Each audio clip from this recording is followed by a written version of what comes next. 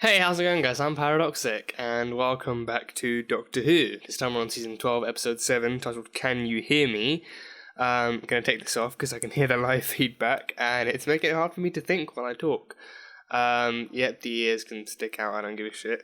But yeah, last time we had Episode 6, I believe, which was Praxeus, and yeah, I think we had, like a kind of return from the weight of what like the drama and the kind of heaviness that the Jadoon episode was, with the return of Jack and Ruth's Doctor, who's now being dubbed, I've seen on Reddit, she's actually being dubbed as the Fugitive Doctor, which I think is an interesting title because she is the fugitive the Jadoon were after, so calling her that, I think, I think gives it like a somewhat similar vibe to what John Hurt's Doctor was as the War Doctor, but also makes it somewhat catchier than Ruth's Doctor or something like that. So I hear she's now being dubbed as the Fugitive Doctor, but she is the Doctor. She's the Doctor. But yeah, we had Praxeus, which was an alien virus, enhanced by plastic pollution, and things about to start. So I started this recording way too late. So but yeah, episode 7. Hopefully I can. Sleep will help. Sleep is when they'll come. Paralysis demons. I feel them coming. They come when you're asleep. They'll be or here mostly. tonight. Whoa! Don't struggle. What the hell is that? Like it more when you struggle. They like it when you struggle. Whoa! I'm lost. What are you gonna do? Me? Oh, very busy. She's gonna go back to Gallifrey, isn't she? Busy out at maintenance. She's gonna check Gallifrey out again. What? Wait, Graham has friends? Okay, no, I'm sorry, that one. Wait, Graham has friends? I've been missing much though. I mean, colleagues, sure, but friends? Cruises like you. Really? Till he gave those boats, mate. Stay away. Oh, Tyra, she's still alive. You're safe. Tyra's alive still. I took everyone. There is. Oh, there is. Oh, shit. What is that?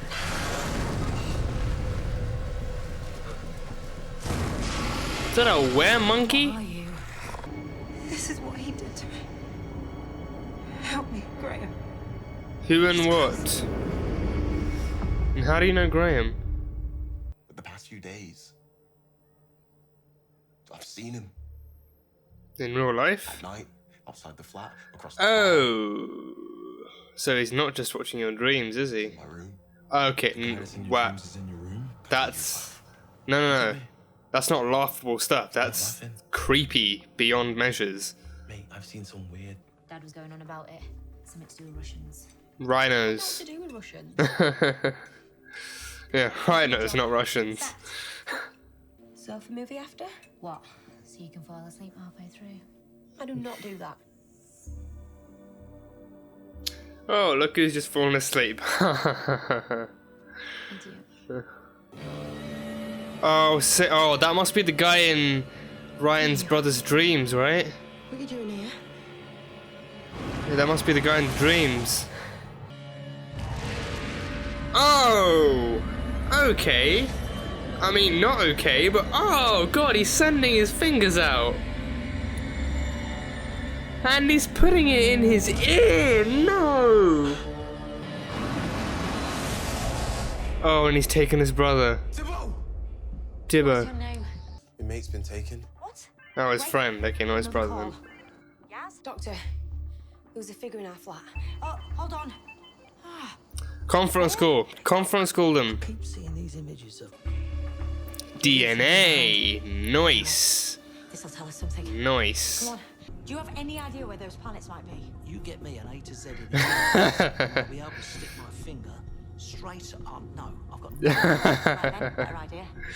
I was about to say the Doctor might actually have an A to Z of the universe. It's like a massive book of all the planets in the universe. Is that where the woman is? Tiny geo No, locked no. in place. The orb. Oh yeah, the orb. We saw that. Maybe the woman's inside that. Yeah, the woman could be inside that. And she said she was trapped. She's trapped between the planets. She's trapped. Yeah. That's what I saw. It's a prison, and she's locked in there, fed by that signal. But why between the two planets? Signal of what, though? Oh, and there's the creature. Do you recognize them? And there's Mr. Creepazoid. The Chagaskas. Your worst Chagaskas. Ugh, Jesus. Ugh. Oof. That is quite an unnerving sight. Just like a parrot, just 5 fingers flying into your face. Earth. Earth? And you weren't here. What the hell? We were mates. How and oh, the dregs. Oh, damn. Oh, yeah, the nuclear winter. Oh, shit. Grace. Why am I hooked up to this? He's gonna see Grace. Ah. Grace, why didn't you save me? For me, this dimension is a beautiful board for a game. So he's just screwing with people's lives. And I do like The this toy film. maker. It's so small. To exist within the thing that truly sets them apart. Diversity? The cruelty of their own minds directed towards themselves. Doubt. Makes sense. The endless voices telling themselves they're incapable and unworthy. So he feeds off of that. The self-doubt and the fear. Such an exquisite animal. That's why they imprisoned her.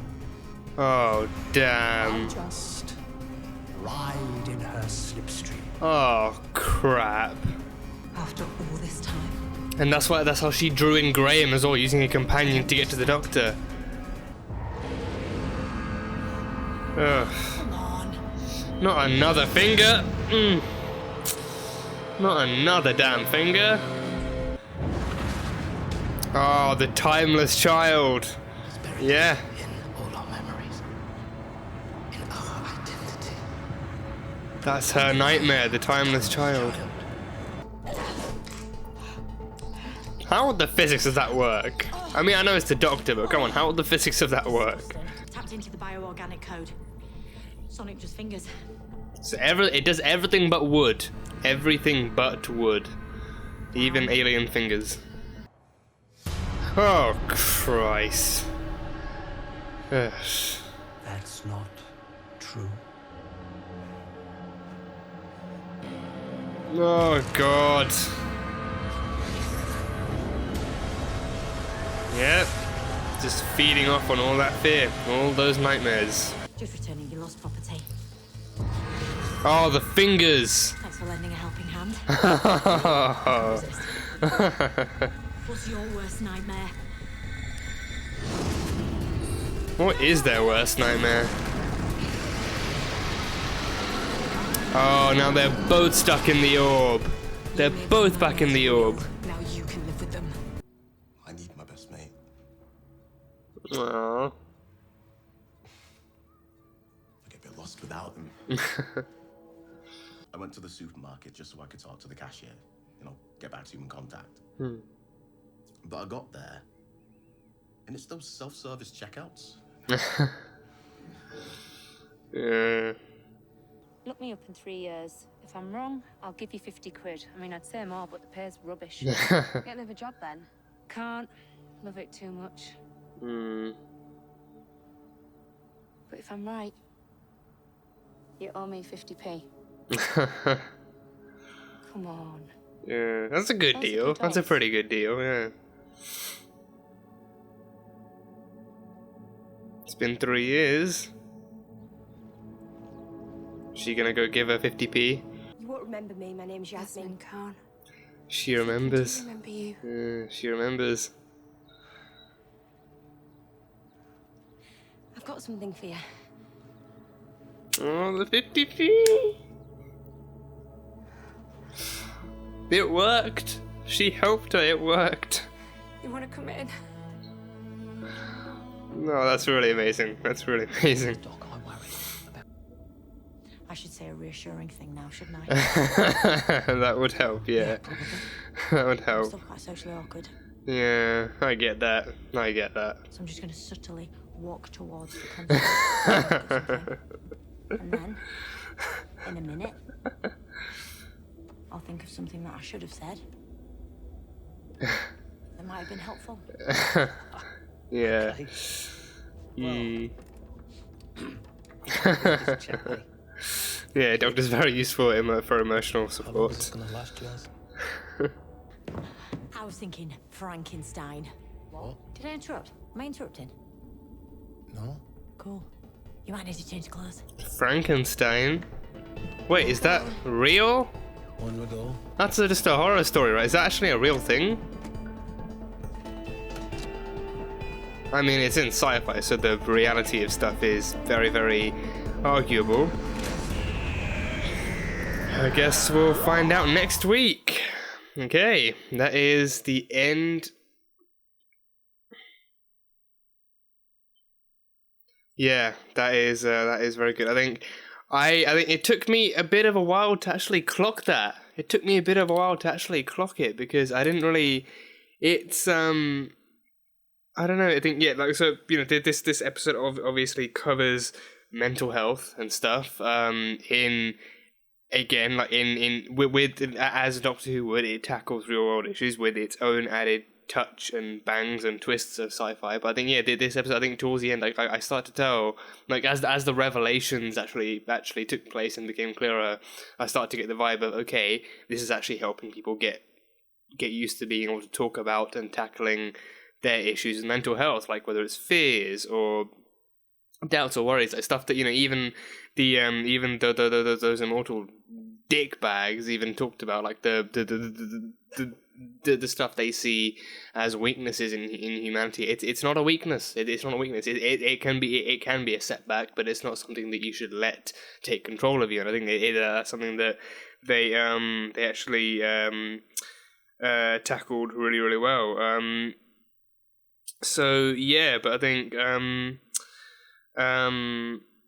yeah, I think it just it's those. So I think it showed how stuff can differ as well. Like mental health, can differ greatly along the age gaps as well. Like the younger you are, like that kid in the bedroom who is just scared of the boogeyman, that kind of stuff. Like it can either you can either tackle that fear and it transitions into something else, or you actually get over that fear. But as a child, you're scared of stuff that when you grow older you look back on and you think, oh, it seems so stupid and so silly. But as a child you're scared of those things, and as you mature you start to reality hits you, and then your fears become something even more grounded, that you think that oh, this is nothing compared to the boogeyman. This is something that's actually controlling me in a way that I feel like I can't escape from.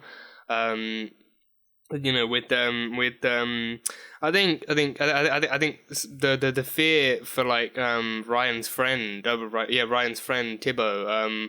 I feel like it was kind of shared between them. It was a problem predominantly affecting Tibbo, but it was also because he's Ryan's best friend. It affected him too because he wanted to see his friend actually tackling that issue and actually being able to move on and move into a happier place. And he told him you should really you should talk to someone about it. And his friend was really against it because I think, and especially I think it can definitely be difficult for people to kind of not only accept that they need to talk to someone, but also actually get themselves actually prepare themselves to be in a place where they're ready to talk to someone, or even think about the fact that or even accept that they have problems that need opening up about, and that they have problems that they need to talk to someone about. Some people don't really think that their fears or anything are valid, and they think that that they might just be wasting other people's time, but it's not. Whatever problems you have, but I mean, even if you don't have any problems, I've seen a lot of people say that it's just as effective for them to go to a therapist or a counselor, even if not in a way that nothing's wrong with them, but even in a way that they are still recovering from something, or if they just need to talk to someone in general, then it's all still good. So with Tibbo, in the end, he did go to get that counselling. He did actually heed Ryan's advice and realize that, the only way to tackle his issue is to actually talk to other people about it, get that kind of, converse with other people who have gone through the same things, and that way you actually kind of brainstorm, and you're able to kind of read off of what other people's experiences are, and it's just like a kind of like a shared story to actually tell. So he went and joined a group and started talking, and by the end of the episode you could actually see the smile on his face. You could see somewhat of a smile on his face. So it's just a sign that hopefully that keeps building. But yeah, Tibo got counselling, and Yaz, I think Yaz, we got quite a bit of development for her too. I think Yaz's revelation is probably one of my favourite ones, because her one. So I think it was 3 years early for her. She was running away from home because life was, the simplistic way, the simplistic version, life was getting tough for her. But her grades were lacking, and she was facing bullying at school. And no one at home got it, specifically her parents, and her sister was worried. And I think Yaz did see that, but for her, it just it was the problems she was facing, and the way that those problems were affecting her just kind of outweighed the fact that someone could still see it, and she felt like maybe she just felt like it wasn't something she felt that Sonia would understand either, but Sonia understood and cared enough to actually call out, to let the police know that something was going on. And that Yaz had left home, and that she was probably going to go do something stupid. So she was found on the side of the road, and I think with her revelation, and then with her revelation, her fear was in her visions. Her fear was actually that next time she could run away, and the police officer would just not be there anymore. She wouldn't care, the officer wouldn't care, and even her fear of Sonia saying next time you run away, you can do what you want. I'm not gonna call anyone because you can do what you want because you're scared anyway. That fear that letting her fear of no one actually being there and no one actually caring enough to help her, or just the fact that there were no people in her corner to be able to back her up. That was another one of her fears. But then we saw what actually happened 3 years earlier, and that the police officer who actually made her the deal, I've been where you are, and it's not really much, and she's not really qualified to give that kind of advice, but the best advice she could give was give it 3 years, and if she's wrong, if the police officer's wrong and it doesn't get any better, I think she said she'll give her £5 or £50 or something. I can't remember, but she'd give her money if she was wrong. But if the police officer was right, and Yaz does grow and mature into a better place because she's tackling her fears and because she's actually fighting back against that fear, then she has to pay the police officer back 50p. So that was a good deal. For one thing, that was a good deal. But I think that scene where she actually looks up the police officer, she goes back, the police officer remembers her right off the bat. Before Yaz even finishes telling her, hi, my name's Yaz, and she's like, yeah, Yasmin Khan, I remember you. Of course I remember you. That alone was just such a highlight. But then seeing Yaz actually handing over the 50p and then being called in for a cuppa was just really... It was actually, I think it's what made that one of my favorite things. Not only does she just kind of almost just sidetrack the 50p and invite her in, but she remembers her. She remembers. I think that much alone means a lot to Yaz. Because for all she remembered, Yaz was just some call that she had to answer, some girl she found on the side of the road, running away from her problems, being not having the thinking that she didn't have the inner strength to tackle them. But in the end, she knew that she that day, 3 years later, that day, she knew when that girl came back knocking on her door and sticking to her in the deal. But also the fact that she actually remembered to actually look the officer up and find her again. She knew she did that. She actually made a difference in someone else's life, and I think it actually brings more kind of levity to the fact that she said that the job she does doesn't even pay her well enough for her to be able to actually effectively pay her back if she is wrong, but she still loves the job, and it's because she's able to help people like Yaz in loads of different situations. So I think for that reason alone, that is probably one of my favorite revelations and whatnot. So that was really cool. One thing I kept forgetting, I don't know why, I think it was in the beginning of the episode too. It was in the beginning of the episode. I don't know if they mentioned it last episode, last season even. Last season, I don't know if they mentioned it then, but I think the beginning of this season, when we first see Graham, he is in a doctor's office getting a checkup for his cancer. And I think they said back then, like, you know, there was nothing to worry about, right? I think so. Or like, you know, or like he should just kind of keep a lookout and stuff. But Graham, I think he did beat cancer, but I think it was like it was showing like some subtle signs of actually returning. So he should have been on like a kind of like a awareness. But yeah, that was Graham's fear as well, like him, you know, growing older, like his illness coming back to fight him again, and him just kind of like just you know, losing like a battle to that as well, like that was what was coming to get him. And I think that is, you know, cancer or any other illness, just, you know, like beating something as harmful as that is just, you know, it is just one hell of a victory. But then, you know, like when you get scares for like any returning symptoms or any returning signs, it can very much be a very you know, like a very difficult thing to have to deal with. So, and you know, he didn't want to have to talk to Ryan about that. He didn't want to have to talk to Yaz or anyone else, or any of the like, he didn't want to have to talk to the kids in case they like contracted that fear as well. Contracted sounds like the wrong word to use for that one, but he did talk to the doctor. Given that she was a doctor. But I mean, it was nice because I think when they first showed him talking to her, like the first 5 seconds, you could tell that she was really listening. She was really listening in, and she was like, you know, like her facial expressions and everything, and her posture, like she was really there. She was listening. She was taking what he was saying, and then that kind of hesitation after he like asked after he asked her what he should do and like how like if there's any advice you can give him, she's just like, yeah, I'm like really socially awkward when it comes to this kind of stuff, so I'm just gonna, you know, just narrate every little thing I do. Like, you know, I'm just gonna walk to the console here and look really deep and meaningfully at the little pillar thing, and then, you know, in like a few minutes, I'm just gonna think of something I should have said ages ago that would be really, really helpful and meaningful. And I think it's like, I mean, I think like social awkwardness. It's a surprising thing coming from the doctor. I think, you know, I mean, the doctor, I mean, she's not, I mean, we're so used to seeing her having given pep talks and, you know, being pretty emotional and like, you know, like whether that's fear or like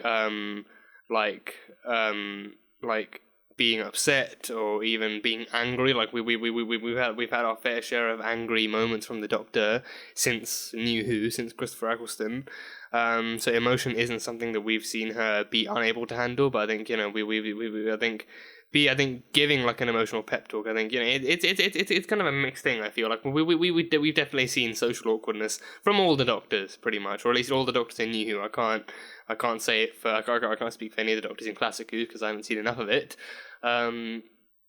But for pretty much all the doctors in New Who, we've seen some kind of social awkwardness, and I think it ranges from the social awkwardness presented here, like where the doctor just doesn't know what to say, and it goes from there to like, it ranges from there to like, you know, like her completely saying the wrong thing with the utmost confidence, and then just waiting a few seconds to realize, like, oh crap, I said the wrong thing, didn't I?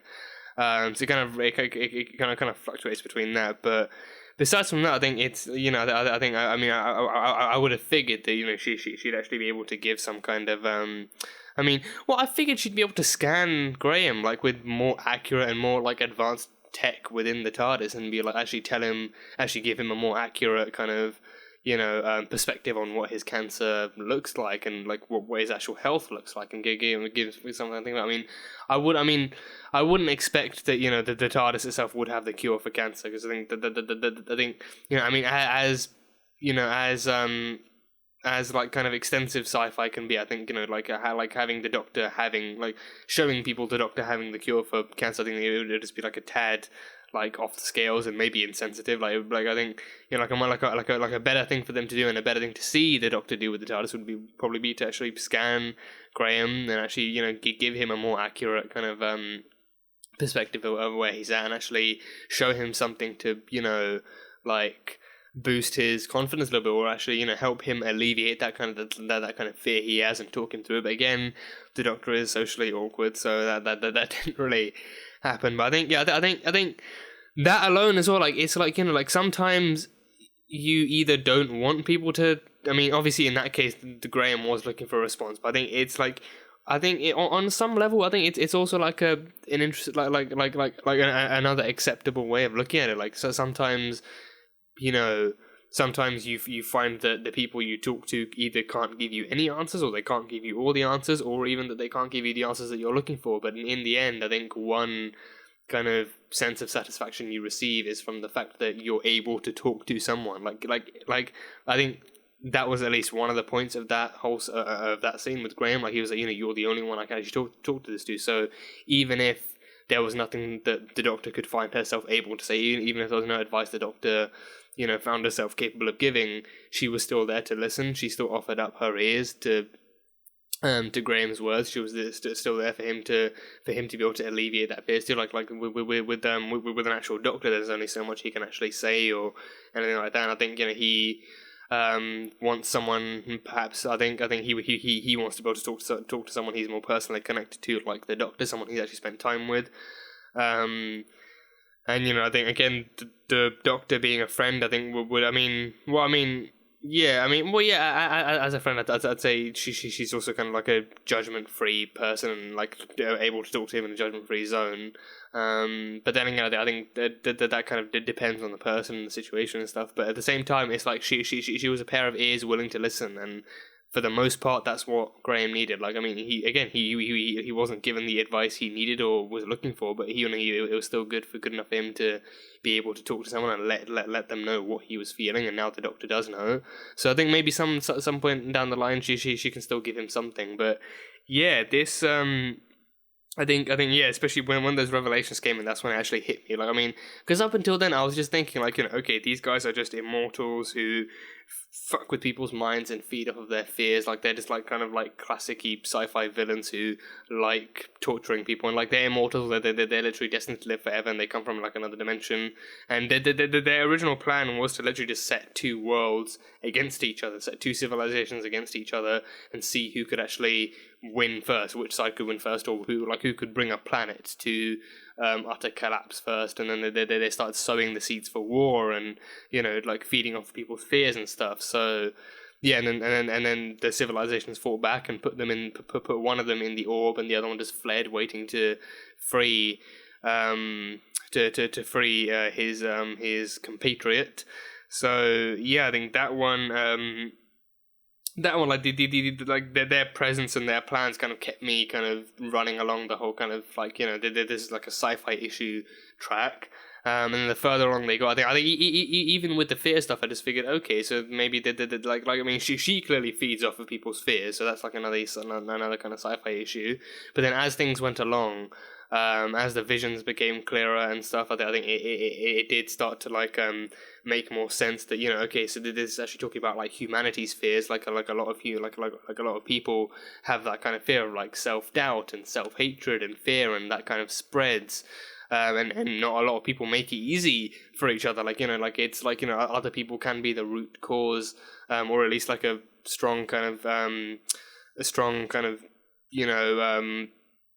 what's the word, like causational? That's not a word, is it? That's not a word. What's the word I'm looking for? Other people can play a role in exactly how your fears develop, and how your kind of worries develop, and how that kind of contributes to your mental health. But yeah, so I mean, again, that was like they just wanted the fear of humanity. They didn't care how it was formed, if it was from self-fear, or if it was from bullying, or if it was from like other people like hurting each other. If that worked, then literally whatever worked, that would create enough fear for them to feed off of. And then they'd feed off people's nightmares and give them more nightmares, and then the creatures would be summoned and stuff. So yeah, so up until then, I think I was definitely kind of running along that kind of being kind of sucked in by that whole sci-fi the sci-fi element that was playing along the episode. And then by the revelations scenes, I figured okay, so this is actually taking a look at how people actually decide to approach their fears and how they tackle it. And just seeing how with the right help and with the right kind of encouragement, people can change. People can actually improve upon themselves and actually tackle their fears and stuff like that. So yeah, I think it's just like a I think Doctor Who's been good for this as well. I think it's just like educational stuff is not just teaching people about the past and the future and stuff, but it's about teaching people about themselves and how they can be good to themselves and how they can be good to each other and other people, and actually showing how you can have all these flaws and still be good. You can see these things as flaws and still want to work on them, because flaws don't nobody's perfect. Flaws are there for you to work on them. Flaws are the stuff that you discover about yourself that you see as needing improvement. So I think mental health, especially in today's day and age, and I think for a long time now, mental health has been something that society as a whole has struggled to talk about in certain ways and stuff. I think it's improved, and a lot of people are going out there and getting help. But as a whole, I think it is still a topic that needs to be delved into and explained in depth and taught to people, and the resources need to be kind of made clear that they are there. So yeah, and I think I like that at the end of the episode, the BBC actually did make that kind of announcement that that there are helplines available if you need to use them. So I think that's like a fear that it's something I've seen a lot of people kind of encountering, that fear, what if my problems aren't really valid enough, and what if someone else out there is struggling a lot more than I am, and I'm just using up resources they can use. The resources are there for everyone, so do not be afraid to use them if you need to, whatever your problems are, no matter how small or how big. If you have problems or if you just need someone to talk to for any reason, the helplines are there, so do not be afraid to use them. But yeah, I think mental health, again, it's just it's something that actually surprises me when I see it in a TV show, like a happy surprise. Don't get me wrong, it's a very happy surprise. I think it's just because I don't really expect it. I think because of how rarely I see it being portrayed in media, like more and more movies and TV shows are actually portraying it with their story, with the stories and character arcs and stuff. But yeah, it's still like, I mean, I think it's still like I see it like. I lost the ability to talk. But I mean, I see it like not very often enough for it to still kind of be a surprise. But when I do see it, it's a happy surprise, and I'm like, okay, I'm glad that they're actually taking the time to actually put this stuff out there and to talk about this and to reach out to people who may be experiencing this. And actually showing them that help is out there. People are out there willing to listen. So yeah, so it again with the Immortals thing and the whole sci-fi stuff with the Chegaskas, the creatures, so like the stuff that you manifest from your own nightmares. It was a very, very interesting way of actually bringing the topic into light. And one thing I actually noticed, a reference from Zelen, the tattooed, bald-headed guy. He mentioned the Toymaker. He said the Toymaker would be proud. Now, I recognise that name from Classic Who. I think I've seen pictures of him like a long time ago, like a couple of years ago. But it was like a Throwback Thursday kind of thing on social media where certain people were I think the BBC themselves were actually throwing back to when the Toymaker first appeared, and I think he was like a first Doctor villain. But the Toymaker is a character I'm familiar with. And I do know he's a Classic Who villain, but that's why. But when he mentioned the Toymaker and he said it in that kind of way, like, oh, the Toymaker would be proud, I figured, oh, he might actually be talking about that villain, but don't know who he is, but it's just something I caught on to. So yeah, that's that.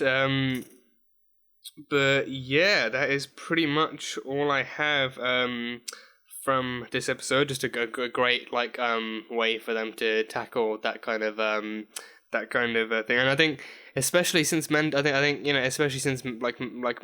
is in certain cases, in certain senses, and in certain cases it is a pretty kind of stigmatized topic, in the sense that not enough people talk about it out of shame for having it. Like people people see mental health as this really bad thing that you're maybe if you struggle with mental health, then it means something's wrong with you. That doesn't mean that at all. A lot of people struggle with mental health, and some do a good enough job of like actually masking it, but they shouldn't have to. If you do have any struggles or issues with it, you should absolutely. I mean, when you're ready and you feel like you are ready, of course. I mean, I don't think anyone should be pushed into actually talking about it if they don't feel like they have the right way of talking to people, or they don't have the right kind of mindset to do it. But I think people should be encouraged to know that resources are out there for whenever they're ready, and when the person is ready, they can talk. So especially for that reason as well, I think it's a great thing that it's a great topic they decided to explore for this. But yeah, is there anything else? Is there anything I missed out on? I'm kind of wondering how to look at the vision that the Doctor had, because we saw that was like a somewhat more direct look at the whole timeless child vision, like that little girl that was like staring up at those two towers and the sky was all purpley and shit.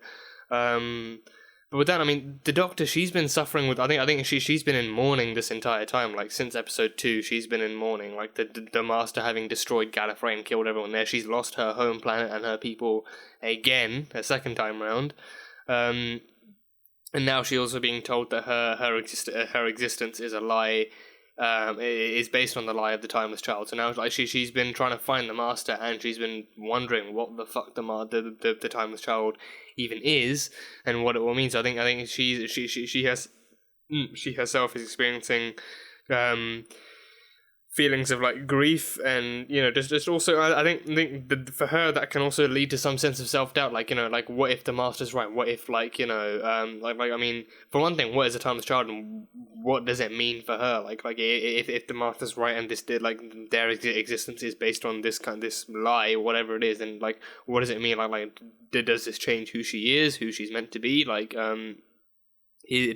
does she keep being who she is in spite of discovering what the timeless child is, or what's going to happen there? So I think she's been struggling with her own issues, and I think it's kind of a half and half on her thing. Like for her, it's those issues she's actually struggling with, and we know I think up until the 50th, when they actually kind of redid all of the Time War stuff, and they just kind of like wiped the slate clean with that.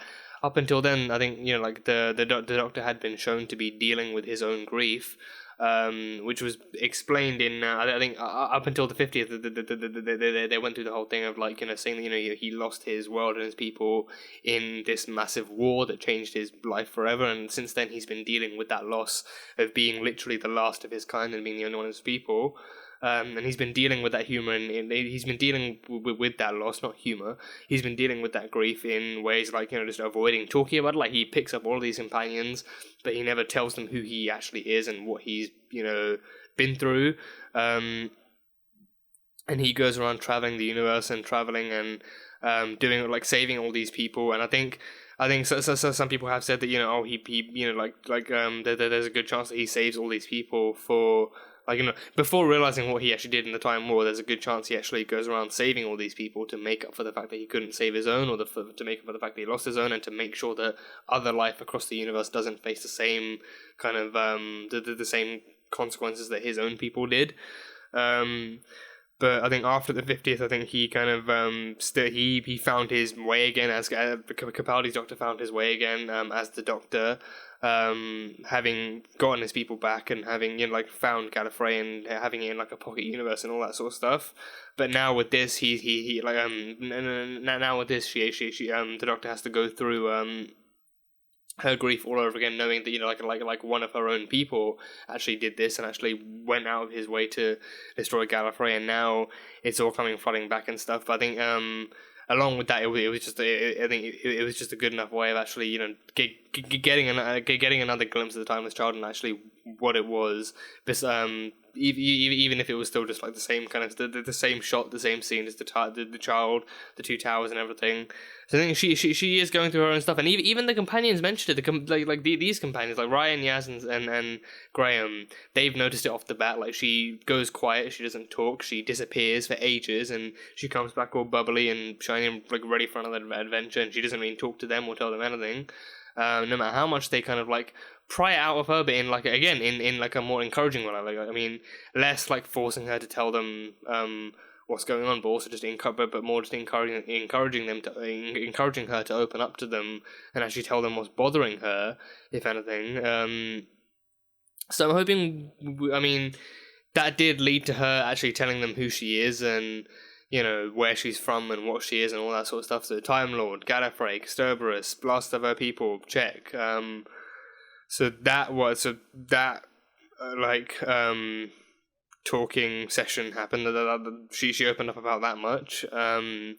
But besides from that, I think it's going to be like a while more until the Doctor herself opens up and actually allows herself to feel like open with other people. So yeah, but yeah, I think overall, just this episode just took a good did a good job of actually tackling mental health and actually did a good job of actually showing people it's good to open up.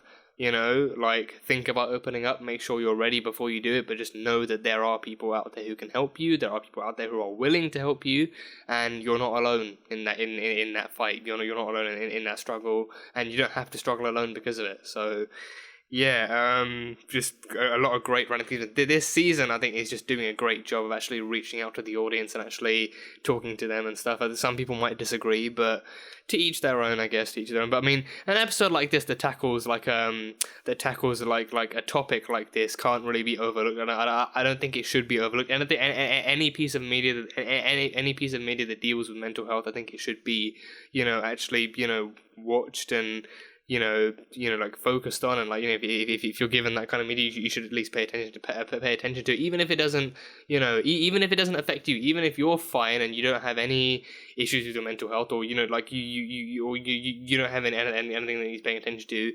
For all you know, someone else you know could be doing it. So stuff like this could help you understand how to get through to them and how to encourage them to open up to you or to other people. So it helps everyone in some way, even the people with no problems.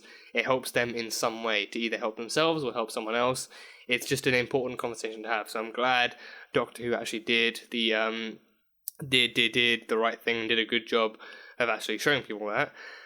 So yeah, that is pretty much all I have. So interesting antagonists for this episode too. Detachable fingers creep me out, but interesting antagonists for this show, for this episode. So nice little sci-fi spin on things as per usual. But yeah, that was it. That is all I have from this episode. So if I didn't miss out on anything, or if you guys have anything else to add, comments are open. Just have at it. Just have at it. But yeah, that is pretty much all I have. So that was Doctor Who Season 12, Episode 7, titled Can You Hear Me? So thank you guys so much for watching this video. If you guys enjoyed it, then salt and burn that like button. Comment on what you thought of the episode and what you think is coming up next in the season. And yeah, check the description box as well for any help you need. And yeah, that's it. So I will see you guys next time.